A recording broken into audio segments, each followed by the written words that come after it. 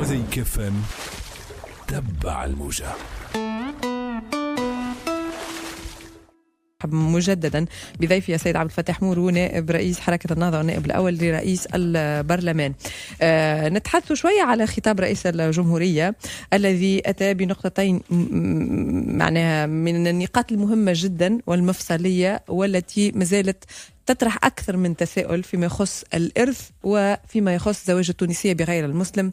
خلينا نمشيو لنقطة زواج التونسية بغير المسلم وإلغاء المنشور. موقفكم في حركة النهضة، وإن ما زلتوا ما حضرتوش موقف، أعطينا على الأقل موقفك الشخصي. بالنسبة لحركة النهضة ما عندهاش موقف إلى الآن، يعني هي بصدد إعداد موقفها للمفاجأة التي حصلت للجميع. حصلت الحركات السياسية والأطراف الاجتماعية، ما كان حد يتوقع هذا المضمون ولم يقدم له، ولذلك مانيش باش نتكلم باسم حركة النهضة. طيب جدا، لكن نحب نقول بالنسبة للمنشور قبل ما خليني لما ندخل المنشور، لأنك قلت كلمات جميلة ومعبرة. قلت هذا الكلام فاجأ الجميع، قلت هذا الكلام ما انتظروش حتى حد، معناها ما حضروش ليه. يعني كنت ترى وأنه كان من الأولى على رئيس الجمهورية أنه يناقش معكم فحوى خطابه مثلا. لا، هو مش يناقش مع الأطراف المعنية، والأطراف المعنية هي أطراف اجتماعية، أطراف سياسية. فما طرف يهمه هو مباشرة، هو اللي أشار له، مش أنا أشرت له، هو الطرف الديني. علاش رئيس الجمهورية يتحدث عن النص الديني؟ لأنه هو عنده قضية مع مؤسسة من مؤسساته اللي هي مؤسسة الإفتاء. فالقضية ماهيش قضية سياسية أولا وبالذات، يعني مش مطروحة اليوم على الأطراف السياسية باش تتخذ فيها موقف. لأن السيد الرئيس ما ذكرش الأطراف السياسية وما طلبش سند من الأحزاب، وإنما أشار إلى موقف الدين، وكأنه يشير إلى موقف فضيلة مفتي الجمهورية في هذه القضية. إذن هذه القضية في الحقيقة هي قضية بين مؤسسات الدولة القائمة، لكن احنا كأطراف سياسية معنيين بهذا الأمر اليوم غدوة بعد غدوة. علاش غدوة مش اليوم؟ لأنه أولا القضية حتى يحسمها هل فوجئتم أكثر من غيركم حتى نحكيوا عليها بعد شوية؟ مفاجأة حصلت للجميع من فضلك، مفاجأة حصلت للجميع. علاش؟ لأنه احنا في العادة أنتم حركة عندها الاتجاه الإسلامي، عندها الخلفية الإسلامية، حتى وإن كنتم معناها حركة تطورت وأصبحتم تتحدثون على أنكم حزب مدني، لكن نعرف مليح القواعد متاع حركة النهضة أن تلزمها دائما بهذا الجانب. أنا جاي أما كانت تسمح لي باش نقول قبل ذلك نعم، وأن القضية مطروحة لمؤسسات الدولة. فضيلة الأستاذ المفتي له رأي في القضية هذه، نعم، وأبرزه منذ مدة، نعم، والاحتياج إلى بيان لاحق لم يتضمن التنصيص صراحة على قانون التسوية في قانون الميراث دليل على أن القضية ما زالت قائمة، فهي قائمة في مؤسسات الدولة. الأمر الثاني أن القضية ما هيش مطروحة كمشروع واضح المعالم، وإنما هي تعبير عن رغبة قائمة مبنية على أساس التسوية المراد إشاعتها في العلاقات بين الذكور والإناث، وهي على هذا المستوى ما تستوجبش موقف محدد من نص قانوني أو مشروع قانوني. والسيد الرئيس شعر بذلك، لأنه شعر أن إذا كان نبقاو في العموميات الناس كله في العموميات، لكن شعر بأن المسألة تحتاج إلى ترتيب، وشعر بأن القضية تحتاج إلى اجتهاد، ولذلك قال أنا أثق بالعقل القانوني التونسي، وكأنه يقول هناك عقبة قانونية. هذه جوانب هي إشارات من السيد رئيس الجمهورية إلى أن القضية عندها جانب ديني، عندها جانب اجتماعي، وعندها جانب قانوني، وأن في وضعيتها الحالية ما تنتظرش. وهذا لا تختلف فيه معه، لا أبدا، أنه هذا الموضوع أبداً. بالفعل أنت تحدثت على أنه من خلال خطاب رئيس الجمهورية هناك رغبة لربما الإصلاح، رغبة لتفعيل المساواة أكثر والحديث على مساواة تامة، وهي نقطة مفصلية كانت في دستور 2014 عند مناقشته، وضرورة التنصيص على كلمة المساواة التامة دون التكامل بين المرأة والرجل وغيره. فكأن هي رغبة لأن يكون القانون متناغم مع روح الدستور. الدستور. أنت تحدثت على رغبة، بالتالي ما تراش وأنه كرئيس جمهورية له الحق في أن يرغب في أشياء أبخي أنه يتم تفعيلها أم لا، فهذا قد يحصل وقد لا يحصل، وعلما وأنه هو كون لجنة لدراسة هذا الموضوع وملائمة بين ما هو قانوني، ما هو اجتماعي، وما هو شرعي. ومن يمنع السيد رئيس الجمهورية من أن يرغبها؟ لكن للإشكال المطروح اليوم، نعم، فهم هذه الرغبة فيما تندرج. طيب، هل هي تندرج في نطاق الإصلاح فقط، أم هي فيها إرادة تحميل المسؤولية للغير وتخفيف المسؤولية عن الذات؟ هاني أنا أبديت رغبتي وروني ايش تعملوا يا رجالي ونساء. ممكن يس. هل هي زاد كذلك؟ باش يقول أنا راني أنا بريء منكم، لأني أنا مجنب باش نسن القانون. هاني عملت. السيد رئيس الجمهورية وهو يتكلم في خلفية ذهنه مبادرة سابقة قام بها في ميدان أقل حساسية من هذا، وهي قضية المصالحة الاقتصادية التي أصبحت مصالحة إدارية. هذه تعطلت مدى طويل، فهو يشعر بالعقبات التي يجدها أمامه.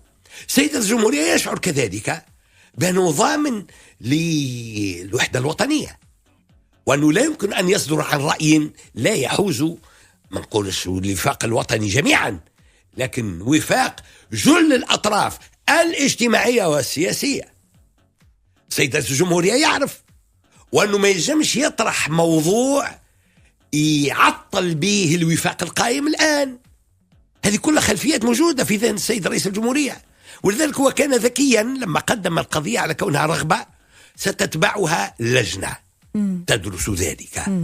احنا وهذا مطمئن إلى حد ما. نعم، وهذا مطمئن أن اللجنة هذه ستأخذ بعين الاعتبار هذه الجوانب جميعا، لأن القضية مش سهلة. تركيبتها ما عنديش حل. أنا ما سمعتش بالتركيبة متاعها. عبدوا التركيبة عادي. أنا ما سمعتش. أنا فوجئت بعد ذلك وأسأل، قالوا في الفيسبوك وأني أنا دعيت إليها ورفضت. هذا لم يحصل أبدا. طيب. لم أدعى إليها ولم أرفض. احنا حابينك ان تطلع على تركيبة هذه اللجنة حتى تبدي الرأي فيها. لا أنا مش نشكك في كفاءات ناس مواطنين اختارهم سيد رئيس الجمهورية. لا مش في كفاءاتهم. التركيبة تقول مثلا ناقصها عالم اجتماع، ناقصها عالم في التاريخ، ناقصها عالم في الجغرافيا، جو دي نيمبورت كوا. ولكن فما نقطة مهمة جدا تحدثت عنها سي عبد الفتاح، قلت ما وراء رغبة رئيس الجمهورية المصرح بها يوم 13 أوت. قلت هل هي رغبة للإصلاح فقط أم هي إرادة لتحميل المسؤولية للغير؟ من هم الغير؟ يعني الأطراف المعنية بهالقضية هذه، الأطراف السياسية والأطراف الاجتماعية. سيد رئيس الجمهورية ما يجمش يتجاوز واقع وطني موجود، فهو الرغبة في الإصلاح قائمة لديه. أنا ما نقولش أنه قاعد يلعب بالرغبة هذه، الرغبة موجودة، لكن هو يدرك وأنه كما حصل تعطيل في رغبته الأولى في تقديم قانون المصالحة، يمكن هذه القضية تطرح إشكالات من أطراف محددة غير محددة. ما فماش على الساحة إلا مسعود، فما غير مسعود محطوط في الساحة، لكن مسعود وزنه أهم من غير مسعود. ما هو وزنه وقت اللي نقول لك حاجة سي عبد الفتاح باش معناها الكلمات تكون مفهومة وليست مصطلحات مبهمة. أنت قلت إرادة لتحميل المسؤولية للغير. الغير أنا قد أقرأها على أنها حزب حركة النهضة، على اعتباركم حليف نداء تونس في الحكم، الكتلة البرلمانية الكبيرة، وأيضا لأنه حركة النهضة عندها كالخلفية السياسية، إلى جانب الحوار متاع السيد راشد الغنوشي الذي أفصح من خلاله منذ مدة وناشد من خلاله رئيس الحكومة على عدم الترشح لرئاسية 2019. وكأنه اليوم السيد راشد الغنوشي يعطي موقف، فيجي رئيس الجمهورية ويرمي له موقفا آخر. فإن قالت الحركة أنها مع المساواة في الإرث بتصير لها مشاكل مع قواعدها، وإن قالت لا فسيتم الحديث عنها بأنها ليست حزبا مدنيا حدثيا كما قالت ذلك. معناها سيادتك أنت باش تحمل رئيس الجمهورية رغبة باطنة في ذهنه بأنه يورط حركة النهضة في كلا الحالتين. أنت أدرى بمعنى سؤالي. أنا أعطيتك سؤال باش تعطيني توصيف. أنا نجاوبك اللي فهمته من سيادتك. نعم. وأن السيد رئيس الجمهورية يحب يورط حركة النهضة في الحالتين، في حالة صب تندبي ولا صحة تندبي. إذا كان وافقت باش تنقطع على قواعدها، وعنده نعم. مصلحة سيد رئيس الجمهورية باش تولي قواعد بلاش راس، وعندنا مصلحة في تونس باش توجد حزب غير ممثل للتيار الإسلامي، وعندنا رغبة باش نخليه همل هالتيار الإسلامي، نخليه همل. في كلامك رئيس الجمهورية. أنا قاعد نقول هذا، أنا نسأل في أسئلة، أنا مانيش مش ليا أكيد. حضرتك أنا نقابلك نكلم سيادتك لأني أنت تقابلني، ما نجمش نخرج للشباك، لكن أنا مفهوم كلامي اللي شكون متوجه. أنا لا أتوقع أن السيد رئيس الجمهورية يحب ينحي مصداقية حركة النهضة في قواعدها، لأنه مش مصلحة تونس باش نجيو للتيار الإسلامي اللي هو مهدد باش يمشي للشرق وللغرب، نحيله القيادة الراشدة اللي استطاعت باش تقوده في الفترة هذه، واللي ما عملتش مشكلة في النمط المجتمعي متاع تونس منذ قامت الثورة إلى الآن. مش احنا اللي عملنا مشكلة في النمط المجتمعي أبدا، احنا قلنا لكم اعطيونا تعدد زوجات، قلنا لكم اعطيونا درشنية أبدا، احنا كنا حريصين على الإبقاء على النمط المجتمعي القائم في البلاد، ولم نسعى لتهديد الاستقرار في هذا الجانب، وبالتالي من فضلكم ما تطالبوش بما هو أكثر. لا وبالتالي ما تطالبوش بما هو أكثر. لا، إذا كان فما مطالبة بما هو أكثر ونلقاو المناخ التحاوري والتشاوري لإنجازه يا مرحبا. وأنا نقول مش المطروح في الإرث وفي قضية المرأة المساواة فقط. هو لو فعلنا النص القانوني القائم اليوم لكنا قدمنا خدمة كبيرة لامرأة منذ 60 سنة، وهي يحق لها، سامحني نكمل الكلمة، يحق لها أن ترث وهي لا ترث على الورقة. لليوم في المجتمع التونسي لله بعد 60 سنة. خليني نركز معاها شوية من بعد هذيك حكاية الإرث لأنها مهمة جدا. وأنت سيد الكريم أنت سيد الكريم تجمع بين صفتين، أنك حقوقي ورجل قانون ومحامي متضلع في هذا الجانب، وأيضا جانب التفقه في الدين وإلا معلوماتك الكبيرة على الأقل في الجانب الديني. لكن خلينا نحكيه فيما هو سياسي. كنت تفسر لي في أنه رئيس الجمهورية حتى وإن أراد أن يفصل بهذا الموقف حركة النهضة عن قواعدها إذا قالت نعم نحن مع المساواة في الإرث، فإنه ليس من مصلحتي. شنو هو الفكرة الأخرى؟ كنت قلت وإلا النقطة الثانية، وإن قالت الحركة لا باش يورط الوفاق الوطني القائم بينها وبين الأطراف اللي هي تعمل من منظومة المدنية مثلها، لكنهم يستطيعون تكذيبها بعد ذلك في ادعائها أنها ملتزمة بالمنظومة المدنية. وفي كلتا الحالتين ما هوش من مصلحة تونس باش يتم هذا. احنا عندنا وفاق مصلحة قائم. تونس هي في مصلحة النهضة. لا مصلحة تونس لله أنه هالوفاق اللي موجود اللي هو موجود بلاش كل راهو ما فماش للساق يلصقوا، معناها ما وقعش وثيقة تربط بين النهضة والنداء لليوم. لكن فما وفاق ماشي بكل حالة وحالتها وحسب التيمبو، وفي معظم الأحيان يفضي أفضل اليوم إلى حد أنه أنجزنا قوانين وكذا وما وقعتش أزمة سياسية. لو احنا أحدثنا الأزمة السياسية اليوم، هل مصلحة تونس أن تتم أزمة سياسية الآن ويتحل البرلمان وتوقع انتخابات جديدة وتطلع أغلبيات جديدة؟ خلي النهضة تمشي الغادي، عندها فيها، خلي النهضة تودي أقلية، ما يهمنيش. هل مصلحة تونس؟ هل هذه تحذيرات لرئيس الجمهورية؟ لا مش تحذيرات، لا نقول السيد رئيس الجمهورية في ذهنه كل هالسيناريوهات وهو يعلم ماذا يفعل، ومش أنا الولد الصغير في التجربة السياسية باش نقول له الكلام هذا. السيد رئيس الجمهورية حكيم ومدرك وفاهم، والكلمة اللي رماها بويزانها وما وجههاش الحركة السياسية، ما وجهها للإطار الديني. هي هذا نحب يتفهم. ولذلك القضية الآن، ولكن دار الإفتاء شكرته على هذا شكرته، ولكنها لم قالت حتى أنه أب لكل التونسيين. يقينا، ولازم تقول هكا، وهو يبقى دائما أبا لكل التونسيين، لكنها لم تنص صراحة على موقف صريح من قضية التسوية، لأن المقصد الأساسي وقضية التسوية التي أبدت فيها موقفا سابقا. وأنا أنزه فضيلة الأستاذ المفتي عن كونه يجير في مواقفه. فضيلة الأستاذ المفتي رجل عالم وهي مؤسسة محايدة، وأنا مطمئن لذلك. مؤسسة محايدة على السياسة، عندهاش دخل في الموضوع السياسي، لكن عندها دخل باش تقوي موقف رئيس الدولة اللي هو رئيس كل التونسيين، فهي قوته في هذه المرحلة بالذات.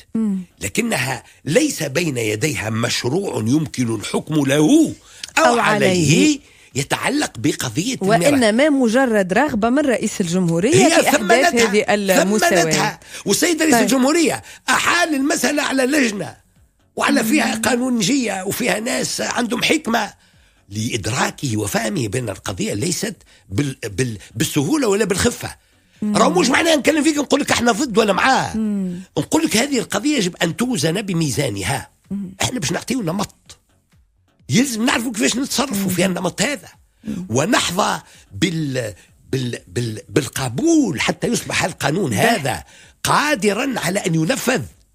هذا فيما يخص الجانب السياسي إن أردنا من خطاب رئيس الجمهورية وكيف تلقته حركة النهضة. خلينا نتحدث على الفحوى على المحتوى قبل أن نتحدث عما أحدث ذلك داخل الحركة من مواقف متباعدة ومختلفة، وهذا شيء كدنا نتعود به تقريبا في الحركة.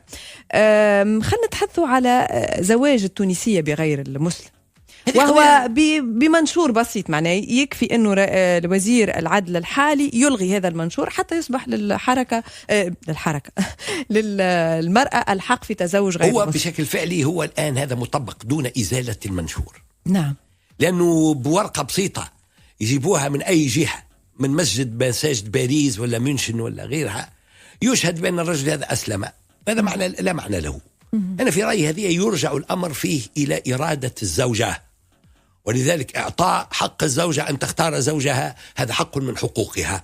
هي تعلم حكم الشرع في ذلك، تتجاوزه ولا تتجاوزه هذا موقف شخصي لها، ولا الحق في ذلك. شو الإشكال؟ أنا باش نمنح نقول لها لا ما تتزوجش؟ كلامه هذا مش معقول.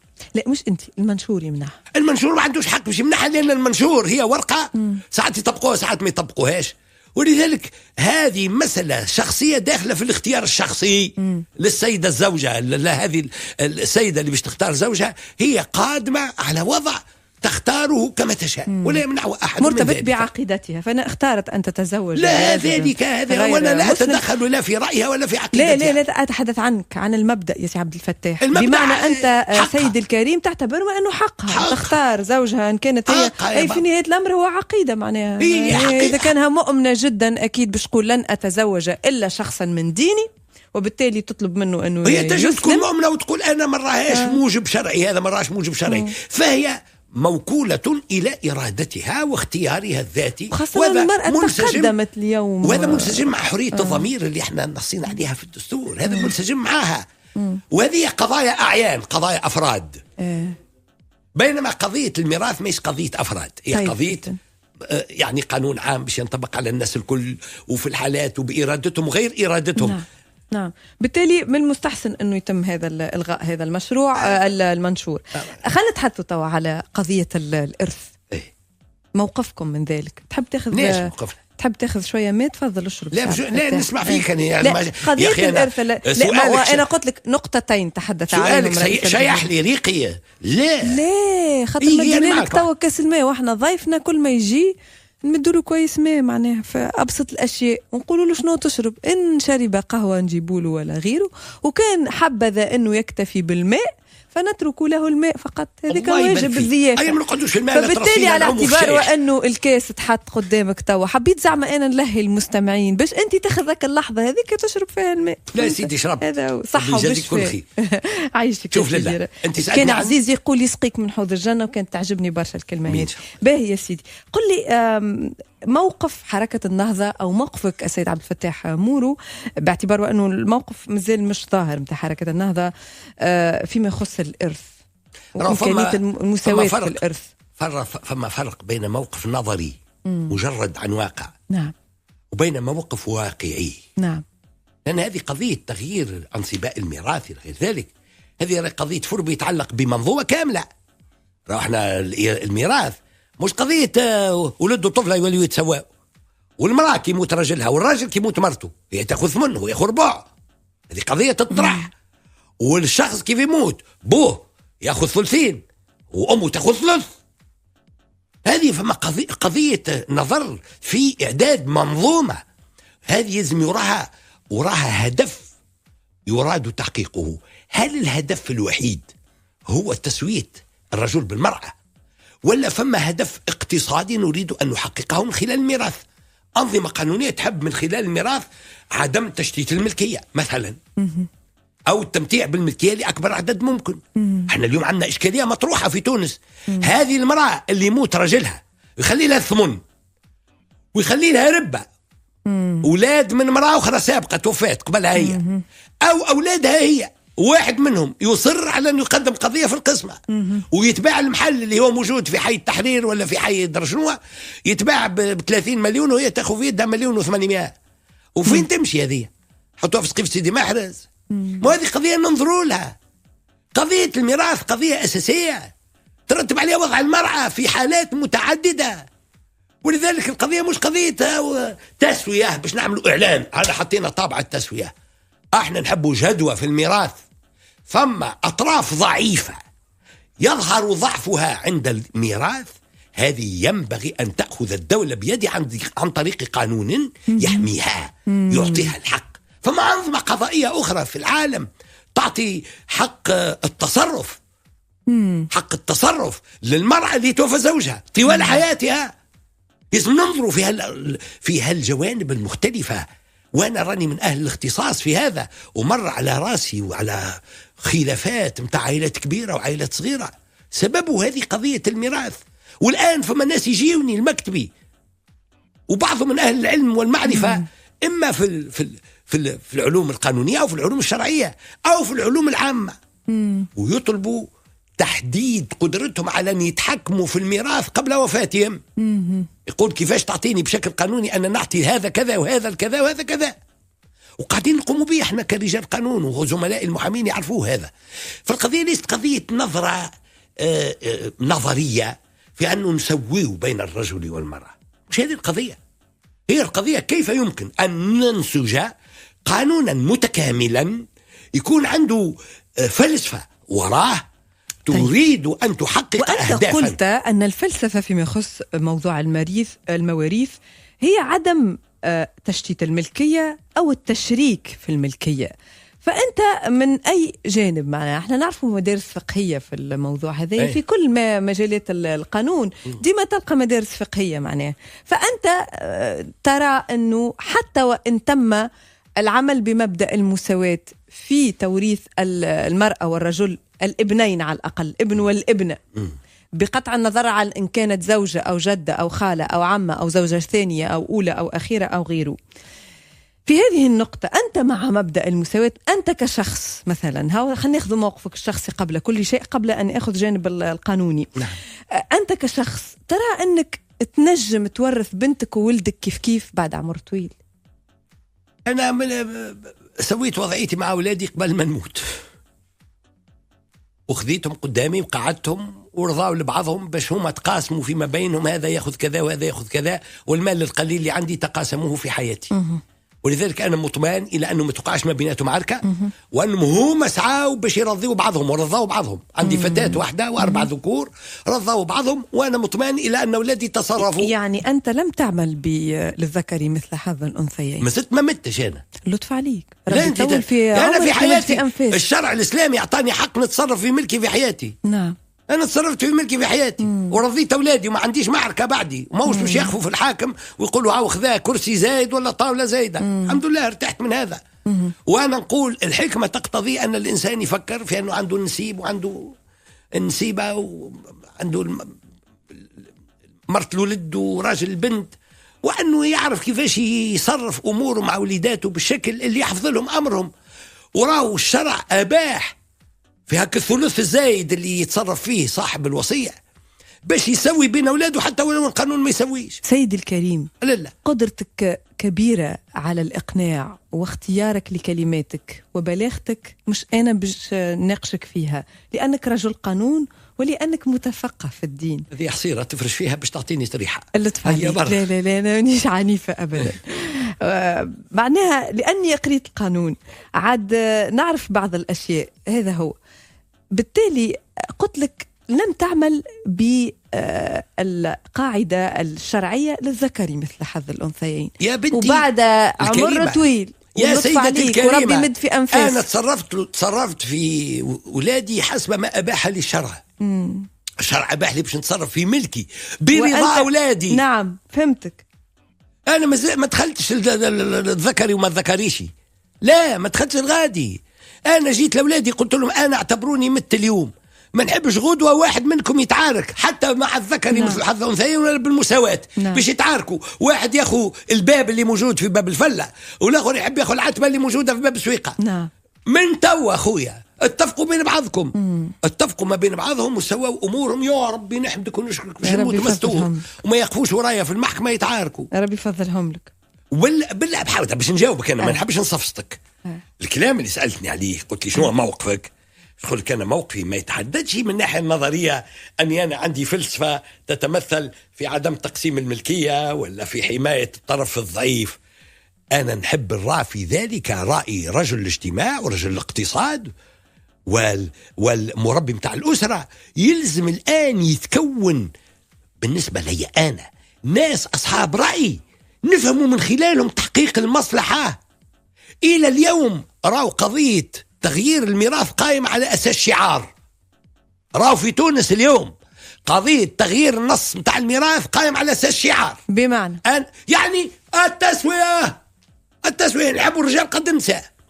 هذا الشعار محترم لكن ينبغي أن يؤثث عن طريق نظرة وتمش وهدف نريد أن نحققه. التسوية يجب أن تحقق هدفا نتفق عليه. في هذا الإطار ناس اللي قاعدة تسمع فينا ربما تقول لك محلاه الكلام، لأنه يقول لك نعم للتسوية أو نعم الفكرة لا نختلف فيها ونحن مع المساواة، ولكن يجب أن يكون في إطار نظرة معمقة، يجب أن ننظر إليه بطريقة متمحصة، يجب أن نسمع الجميع وغيره، وكأنه هروب من إعطاء موقف واضح. عيب اللي قلته أنا. لا مش عيب. قالوا السيد رئيس الجمهورية قالوا السيد رئيس الجمهورية ما يلزمكمش يا سي عبد الفتاح. لا هو منطق. ما تحبوش تعطيوا موقف يلزمكم. لا أنا قلت كما عملناه مازلنا ندرسوا. عايش بنتي مازلنا ندرسوا. أما السيد رئيس الجمهورية راهو عاقل مش رمى كلمة قال لي توها هيا نعملوا مشروع قانون نتعداو. قالوا يعملوا لي لجنة. برشا رسائل قاعدة تقدم فيها من خلال كلامك لرئيس الجمهورية وكأنك تطلب منه التريث وكأنك تطلب منه إذا كانت رغبة.